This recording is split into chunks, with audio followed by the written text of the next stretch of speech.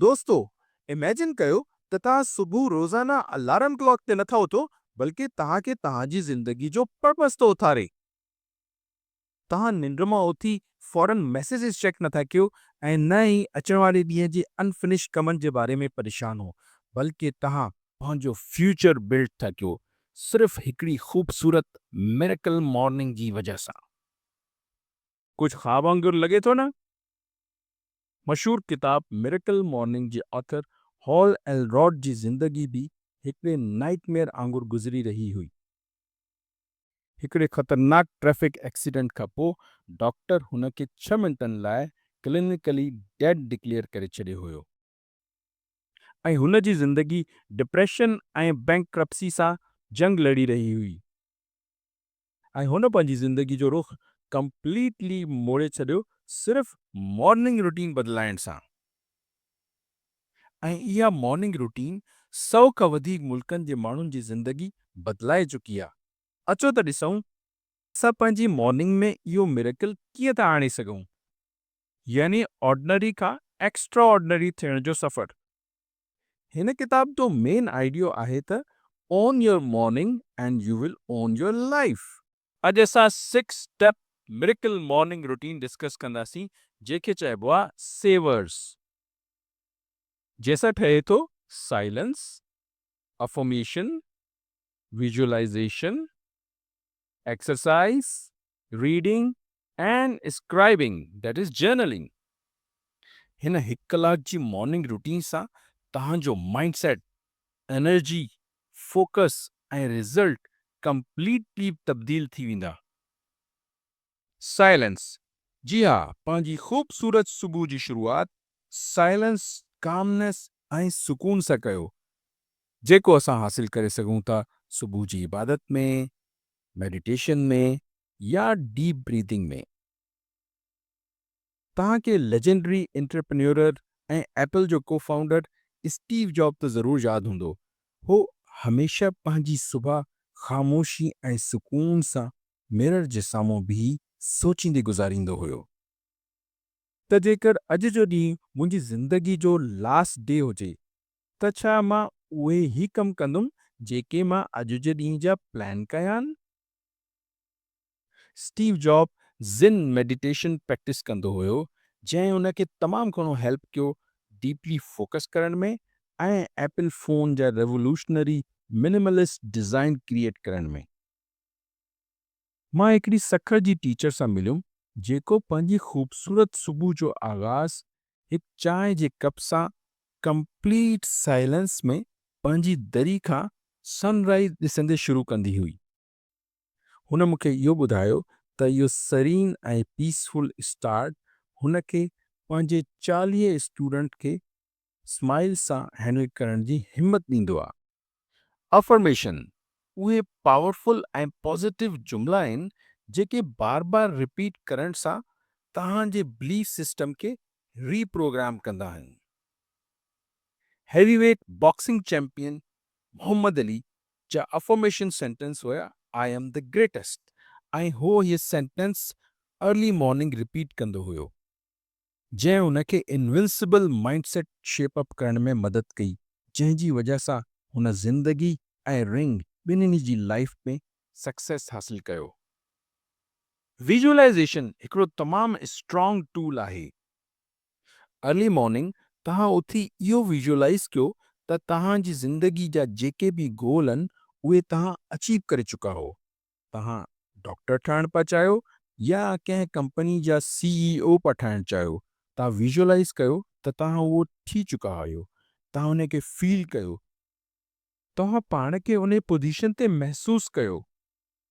World कप winning captain Imran Khan 1992 में world कप खटण खां पहिरां पाण खे विजुअलाइज़ कंदा हुया त हू वर्ल्ड कप जी ट्रॉफी खणी पूरे ग्राउंड में राउंड था हणनि। विजुअलाइजेशन ऐं सेल्फ बिलीफ न सिर्फ़ हुन खे कैप्टनसी में कमु आयो, पर लेटर ऑन हुन जे पॉलिटिकल कैरियर में बि तमामु घणी कामयाबी मिली। लाड़काणे जो हिकिड़ो ग़रीब CSS स्टूडेंट रोज़ाना पंहिंजे नाले खे CSS जी मेरिट लिस्ट में विजुअलाइज़ कंदो हुयो ऐं आफ्टर 3 अटेम्प्ट्स फाइनली हुन पंहिंजो नालो मेरिट लिस्ट में एक्चुअल में ॾिसी छॾियो। एक्सरसाइज़ तव्हांजे ब्रेन खे जगाए छॾंदी आहे। रोज़ाना जी 20 खां 30 मिंट जी एक्सरसाइज़ तव्हांजे माइंड खे एक्टिव करे छॾंदी आहे। पाकिस्तान जो लेजेंडरी फास्ट बॉलर वसीम अकरम पंहिंजी फिटनेस ऐं परफॉर्मेंस जे लाइ रोज़ाना सुबुह जो जॉगिंग कंदो हुयो ऐं हुन इहा रूटीन इवन आफ्टर रिटायरमेंट बि कंटिन्यू कई। जॉगिंग रूटीन जी कंसिस्टेंस परफॉर्मेंस जी वजह सां वसीम अकरम इवन डायबिटीज़ हुजण जे बावजूदु हिकिड़ी एक्टिव ऐं सिहतमंद ज़िंदगी गुज़ारे रहियो आहे। 60 इयर्स ओल्ड लाहौरी सलीम साहब रोज़ाना 30 मिनट सनराइज वॉक कंदा आहिनि। वो चवंदा आहिनि, ये वॉक नहीं मेरी रिचार्ज है। रीडिंग जीअं एक्सरसाइज तव्हांजे जिस्म खे एक्टिव थी रखे, ईअं ई रीडिंग तव्हांजे माइंड खे एक्सपैंड थी करे ऐं ग्रो थी कराए। माइक्रोसॉफ्ट जे को-फाउंडर बिल गेट्स अॼु बि हर हफ़्ते में हिकिड़ी किताब ज़रूरु पढ़ंदो आहे। संदसि इहा रीडिंग हैबिट हुन खे डिसीजन मेकिंग ऐं इनोवेशन में तमामु वॾो किरदारु अदा करे थी। टेक विजनरी ऐं CEO of Tesla and SpaceX Elon Musk जॾहिं पंहिंजी नंढपण में हो तो डेली 2 नॉवल पूरा कंदो हुयो। हुन जी इहा सेल्फ रीडिंग जी आदत हुन खे बचपन में ई रॉकेट साइंस जो एक्सपर्ट ठाहे छॾियो। इलॉन मस्क जो इहो चवणु आहे त reading is like downloading knowledge into your brain. Hyderabad जो हिकु रिक्शा ड्राइवर हर वक़्तु पाण सां गॾु हिकिड़ी किताब रखंदो आहे ऐं पंहिंजी वेटिंग टाइम में उन खे पढ़ंदो रहंदो आहे। मज़े जी ॻाल्हि इहा आहे त हू साल में तक़रीबन 25 खां 30 किताबूं ख़तमु कंदो आहे। सेवर्स जो आख़िरी पॉइंट आहे स्क्राइबिंग यानी जर्नलिंग। तव्हांखे पंहिंजा गोल, पंहिंजा एहसासात ऐं लेसन लर्न हिकिड़ी नोटबुक में लिखणु खपनि, जंहिंखे तव्हां कुझु अरसे खां पोइ सेल्फ असेसमेंट लाइ इस्तेमालु कंदो ऐं इहो ॾिसंदो त तव्हां पंहिंजे गोल जे केॾो नज़दीक पहुता हो। मशहूर पेंटिंग मोनालिसा जो तख़लीक़कार लियोनार्डो डा विंची हिकिड़ी 7000 पेजिस ते मुश्तमिल डायरी छॾे वियो, जेकी हुन जी थॉट्स, स्केचिस ऐं आइडियाज़ सां भरी पई हुई।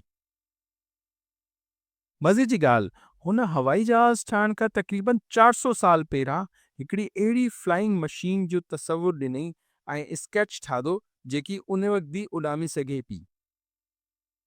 मुंहिंजो नवाबशाह जो हिकिड़ो दोस्त रोज़ाना सुबुह जो 3 अहिड़ी शयूं नोट कंदो आहे जंहिंजी वजह सां हो पंहिंजे खुदावंद जो शुक्रगुज़ार आहे। हो चवंदो आहे त हिन नंढड़ी आदत हुन जो माइंड सेट टोटली बदिले छॾियो आहे ऐं हाणे हो तमामु घणी पॉज़िटिव लाइफ गुज़ारे थो। मिरेकल सुबुह में नाहे, मिरेकल तव्हां में आहे। तव्हां रोज़ाना पंहिंजो 1 मिंट इन्हनि 6 सेवर एक्टिविटी खे ॾेई शुरू करे था सघो ऐं इहे स्मॉल स्टेप्स तव्हांजी ज़िंदगी में हिकु ग्रेट शिफ्ट आणे छॾींदा। यादि रखिजो, you are only 1 morning away from a completely different life. इन ई तरह जूं ॿियूं इंस्पिरेशनल बुक्स सिंधी में ॿुधण जे लाइ तव्हां मेहरान माइंड्स खे लाइक कयो, शेयर कयो ऐं सब्सक्राइब कयो। इन जे अलावा असांखे कमेंट्स में लिखी ज़रूरु ॿुधाईंदो त सेवर्स जी इन 6 हैबिट्स में तव्हांखे सभिनी खां बेस्ट हैबिट कहिड़ी वणी। वरी मिलंदासीं हिकिड़ी नई किताब सां गॾु मेहरान माइंड्स में।